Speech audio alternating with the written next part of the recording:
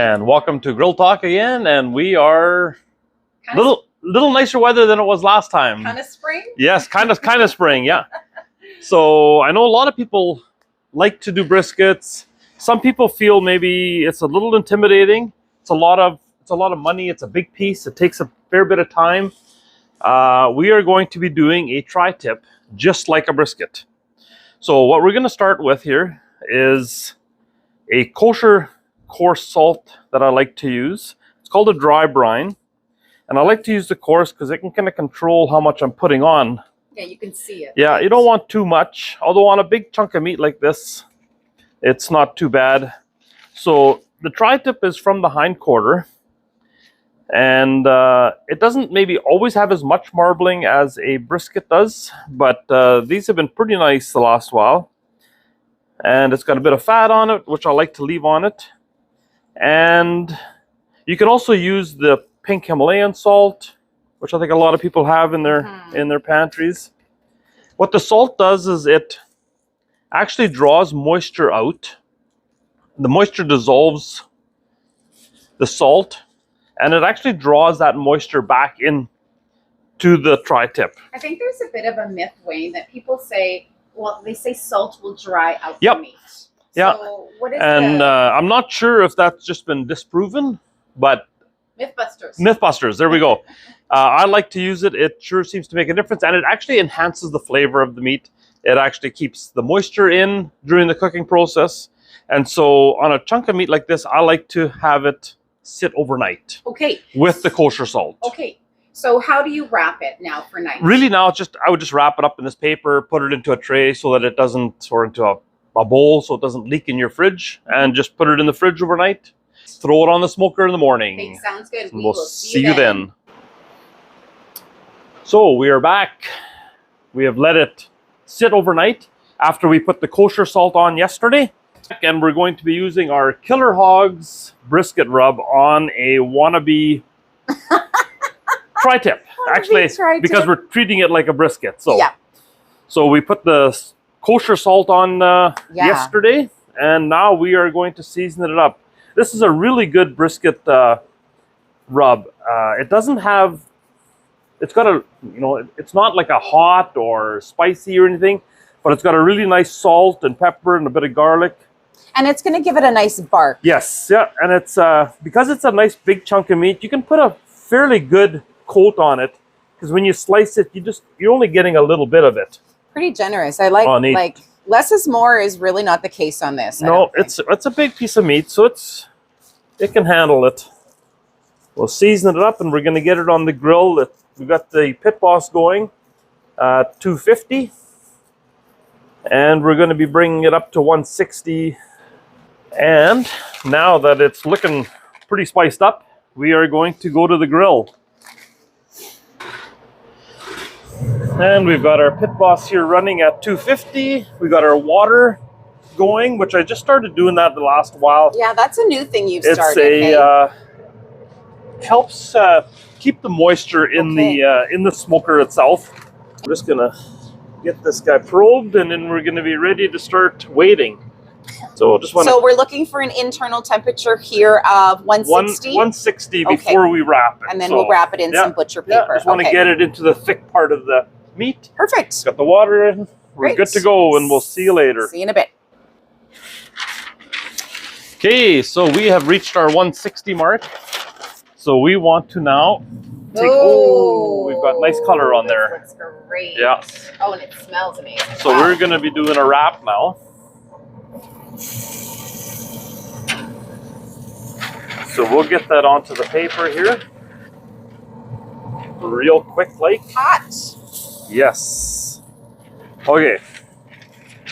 So we'll how long are we going to wrap this? We're going to wrap it, then we're going to probe it again. Okay. And we're going to go up to 200 degrees.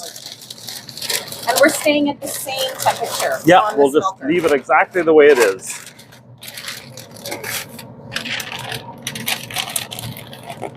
There we go. And now we're just going to get this guy back in.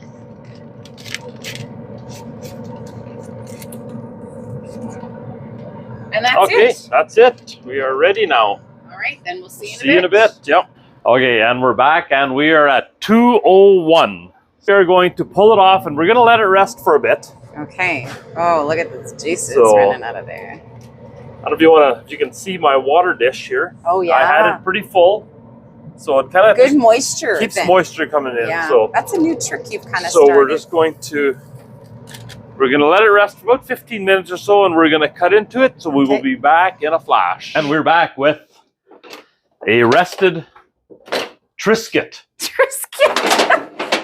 I think that's what they call it, a Triscuit, because really? It's a tri-tip and a brisket. I'm thinking of the crackers called the Triscuit, yes. Yes. Okay, so the moment of truth. Oh, if you could smell them. Okay. Well, we got a good amount of juice in there. It's like the unveiling, eh? Yeah. There we go. So the one thing, and I've never tried this, is some people have taken it at this point, thrown it back onto the grill, keep the grill going after you've pulled it off and let it rest, keep the grill going. They throw it back on, unwrapped, just to restore the bark a bit. I've never tried it, so I'm not sure how it works. Okay. But that is something that maybe some of our viewers have done. We can comment on it for sure. And let us know. Yeah. So this looks amazing. We are going to do, I guess we'll cut in. Okay. Oh, wow. So we have look at that smoke ring. An awful lot of moisture in there yet. I am very impressed. Okay, so this isn't, here's your brisket test. So now, wow. I think my next test is going to be the taste test. The pullability. Or the pull, okay. The pull, let's see how the pull is. Well, it pulled apart nice. Okay.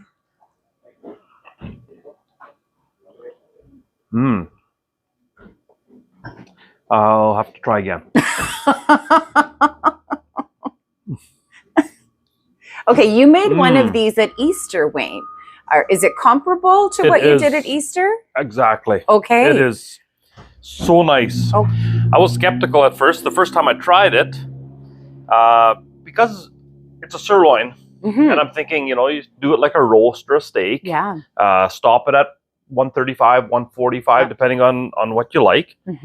But yeah, this is really tasty. That's exceptional. It is soft. So we started off with a 2.5 pound tri-tip, which we sell in the store here all the time. And so our plan was to treat it just like a brisket. And we did. We seasoned it.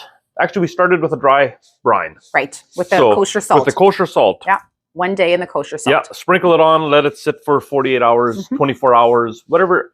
I think on the previous one I did 48 hours. On this one it was for 24 hours. And then after that, then we put on the Killer Hogs brisket rub, because we didn't want this tri-tip to not feel that it was being treated like a brisket. So we seasoned it up real good. The nice thing about when you're doing a bigger chunk like this, you can really season it good, because when you slice it, you're only getting a little piece of that bark, right? And so you get a real good taste of that the flavor that's in here, and it's really good.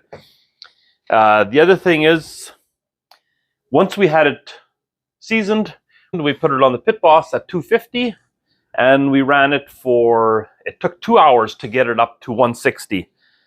At that point, we wrapped it and brought it up to 200. And that was another hour and 45 minutes. So now we're at 3 hours and 45 minutes. 3:45, yeah. So really 4 hours, because we let it rest about 15 minutes. Yep.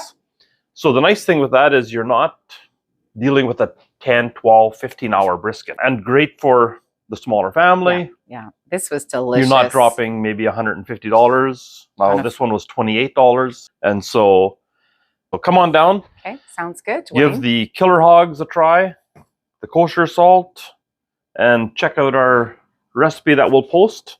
And until next time, happy grilling.